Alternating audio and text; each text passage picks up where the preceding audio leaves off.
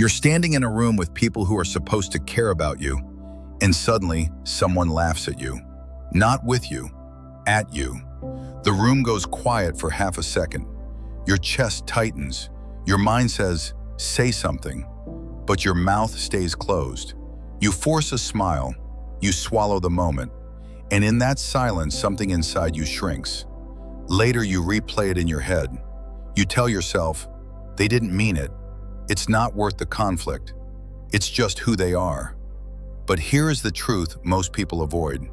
Not everyone who stays close to you is safe for you. And not everyone who says, I love you, is capable of treating you with respect. We're taught that loyalty means endurance, that peace means silence, that strength means staying. But what if that belief is quietly training you to betray yourself? What if every time you tolerate what feels wrong, you teach your nervous system that your dignity is negotiable? Stoicism never asked you to become cold. It asked you to become clear. Because peace without boundaries is not peace. It is quiet surrender. Today we're going to walk through 6 behaviors you should never accept. Not from strangers, not from friends, and not even from family. Not to create conflict, not to assign blame, but to help you reclaim what may have been slipping away for years. Your calm, your clarity, your strength. Number 1, disrespect. When silence teaches others how to treat you, it rarely starts as open hostility. It starts as a joke that lands a little too close to the truth. A comment that shrinks you in front of others. A look that says, your voice doesn't matter here. And the most dangerous part? You feel it, but you don't respond. You smile. You change the subject. You tell yourself it's not worth the tension. But every time you do that, something subtle happens inside you. Your nervous system learns that your dignity is optional. Disrespect is not just rude behavior. It is a signal, not an invitation to debate, and not a test of how much you can endure. It is information. Psychologically, disrespect works through a process called status conditioning. When someone repeatedly belittles you and you stay silent, the brain associates safety with submission. Over time, you stop noticing how often you shrink, apologize, or self-edit. You don't just lose your voice, you lose your sense of internal authority. And here's the cost no one warns you about. You begin to doubt yourself even when you're right. You over-explain when you don't need to. You hesitate before speaking as if you must earn the right to exist in the room. Let me ask you something. If a stranger treated you this way, would you still tolerate it? Or is it only acceptable because it comes from someone close? Marcus Aurelius wrote, "The best revenge is not to be like your enemy." He wasn't talking about pride. He was talking about clarity. Because the Stoic response to disrespect is not anger. It is alignment. Not reacting does not mean accepting. It means choosing a response that protects your inner order. Here is the behavioral formula. When someone disrespects you, pause, state your boundary, remove your presence if it continues. No lectures, no emotional speeches, no justification, just clarity. Why does this work? Because disrespect thrives in ambiguity. The moment you define your line, you remove the stage. You stop participating in a role that was never yours. But there is an important exception. If you are dealing with someone who shows consistent self-reflection and accountability, your boundary may invite growth. If not, distance is not punishment. It is self-respect in motion. Disrespect is a quiet poison. Left untreated, it becomes the graveyard of self-esteem. And if you've normalized it for years, you may not even feel the damage yet. You'll just feel tired, uncertain, smaller than you used to be. But this is only the surface, because some people don't just diminish you, they reshape your reality.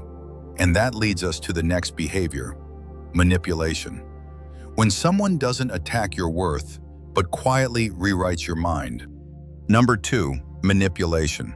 When your mind is no longer your own. It doesn't sound cruel, It doesn't look dramatic. It feels confusing. You walk away from a conversation feeling guilty, but you can't explain why. You apologize for things you didn't choose. You doubt your own memory, your tone, your intentions. And the most unsettling part? They never raised their voice. They never touched you. They just shifted the story, slowly, quietly, until you were standing in a reality that wasn't yours. That is manipulation. Not a disagreement, not a misunderstanding, but a psychological intrusion into your freedom. Manipulation works through a mechanism called cognitive distortion induction. When someone repeatedly reframes events, emotions, or motives to suit their agenda, your brain begins to outsource its judgment to them. Over time, you stop asking, "Is this true?" and stop asking, "Will this upset them?" That is not compromise. That is mental captivity. Here's the hidden cost. You become hyper-vigilant. You rehearse conversations in your head. You feel responsible for emotions that were never yours to carry.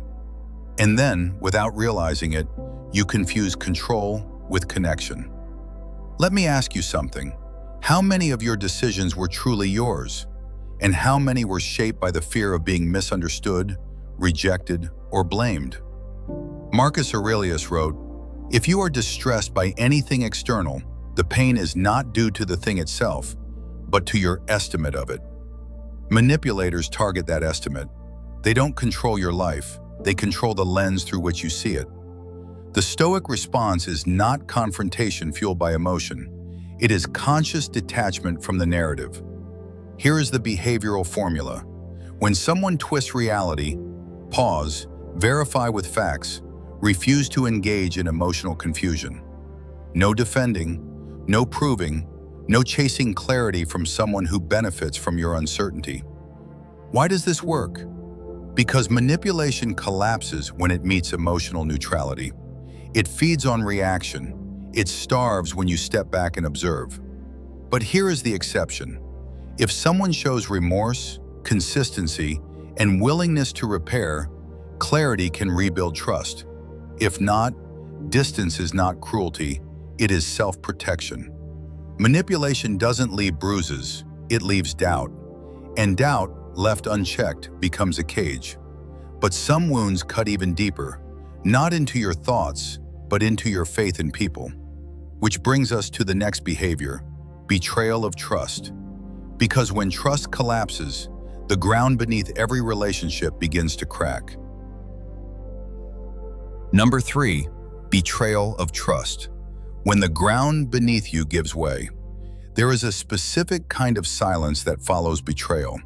It's not loud, it doesn't scream, it just empties the room. You replay conversations you thought were safe, promises you believed in, moments you defended to others, now echoing with a truth you didn't see coming. Betrayal is not only what someone did, it's what it destroys. Trust is the invisible architecture of every relationship. When it collapses, nothing feels stable. Not your memories, not your instincts, not even your judgment. Psychologically, betrayal triggers attachment shock. Your nervous system expected safety and instead found threat. The brain responds by scanning the past for clues, trying to restore a sense of control. But there is no timeline that makes betrayal feel logical. There is only the rupture. And the hidden cost? You begin to question your own discernment. You hesitate to rely on anyone.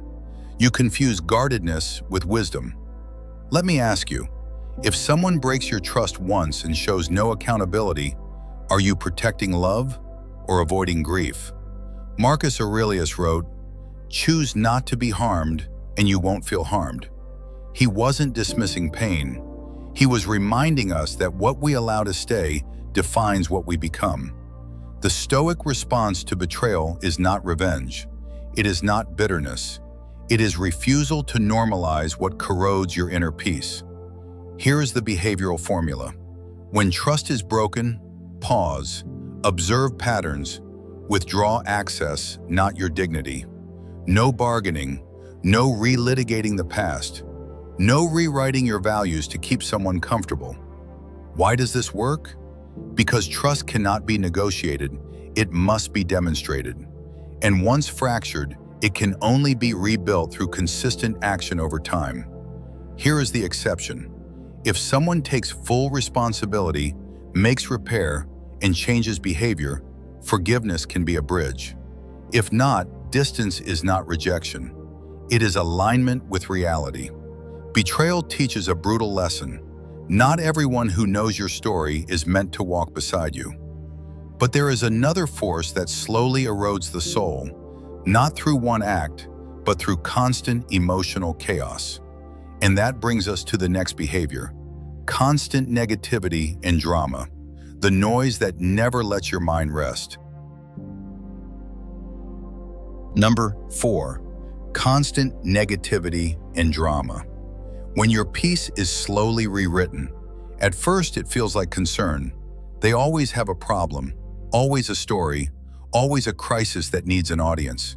Your phone lights up, and before you even read the message, your body tightens, because you already know the tone.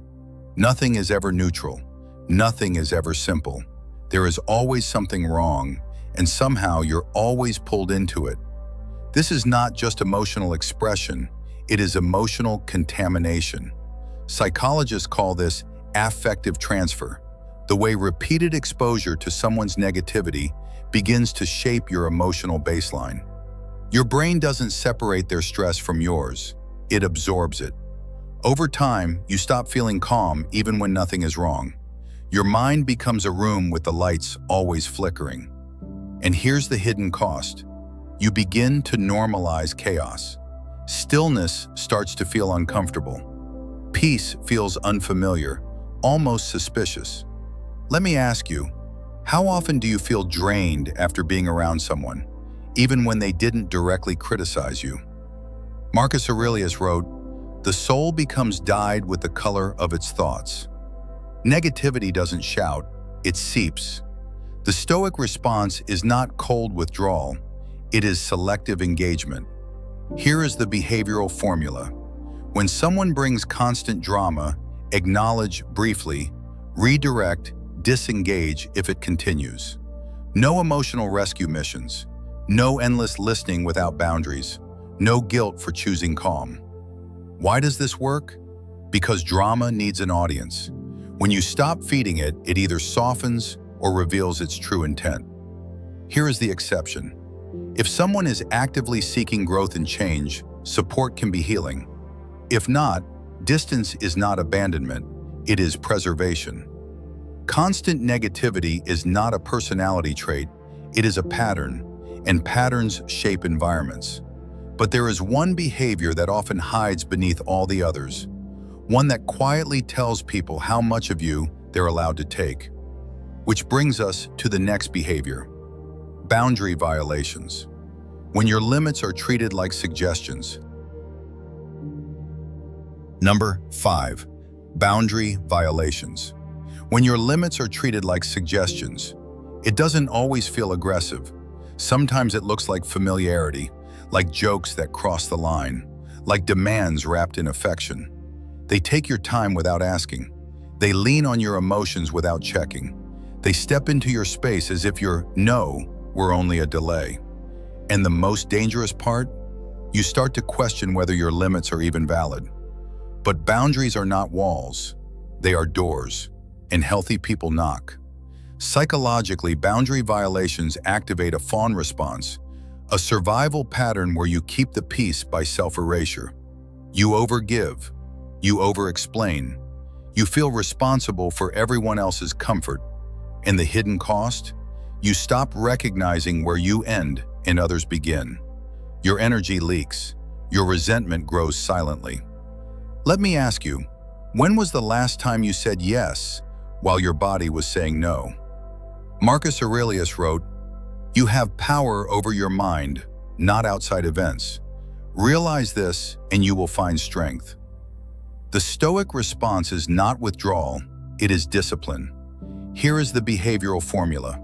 When someone crosses a boundary, name it calmly, state the consequence, follow through. No guilt, no apology for clarity, No negotiation with disrespect. Why does this work? Because consistency trains people how to treat you. A boundary without action is only a suggestion. Here is the exception. If someone adjusts their behavior and honors your limits, the relationship can deepen. If not, distance is not selfish. It is self-respect. Boundary violations don't look dramatic. They look familiar. But familiarity should never cost you your dignity. And there is one final behavior that ties all the others together, the one that erodes clarity itself. Which brings us to the last, hypocrisy and dishonesty. When words and actions no longer match. Number 6, hypocrisy and dishonesty. When reality itself feels unstable. There is a strange tension you feel around someone who says the right things, but lives the opposite. They promise loyalty, then disappear when it's inconvenient. They speak of honesty, yet twist the truth when it benefits them. They wear integrity like a costume, only when people are watching. And slowly, you begin to feel unsteady. Because when words and actions don't match, your mind loses its reference point. Psychologically, hypocrisy triggers cognitive dissonance, the stress that arises when reality contradicts itself. Your brain keeps trying to resolve the contradiction. Maybe I misunderstood. Maybe I'm being too sensitive. But the cost is clarity. You stop trusting your perception. You second-guess your instincts. You stay longer than you should, waiting for consistency that never comes. Let me ask you, if someone shows you who they are but tells you something else, which version are you choosing to believe?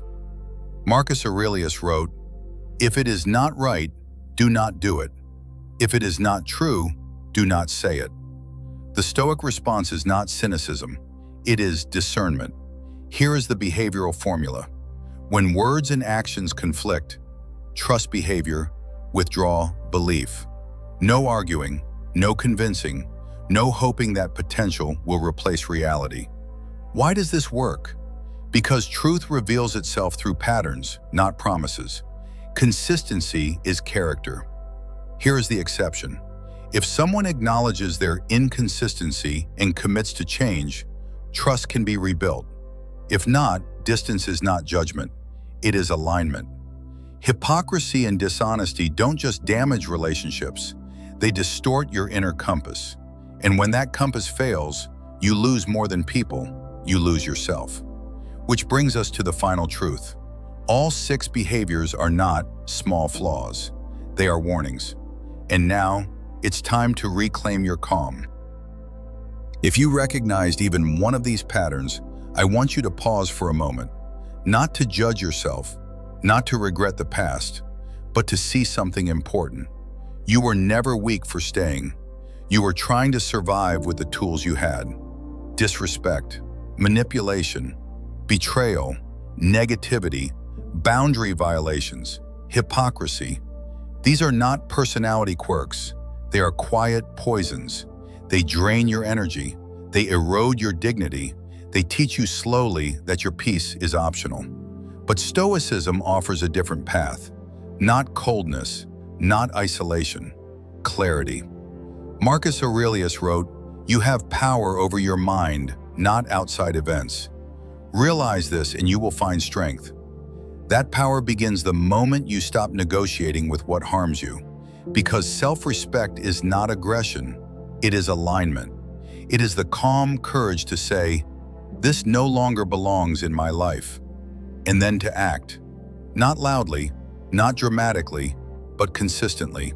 You do not need to prove your worth, you need to protect it. So let this be the shift, from endurance to clarity, from confusion to boundaries, from reaction to choice. If this message resonated, you are not alone. There is a growing community learning how to live with calm, grounded strength. Welcome to Psychology of Stoics. Here, we don't chase approval. We cultivate inner order. We choose dignity over noise. If you're ready to become calm, grounded, and unshakably strong, subscribe and walk this path with us. Not because life will get easier, but because you will get steadier.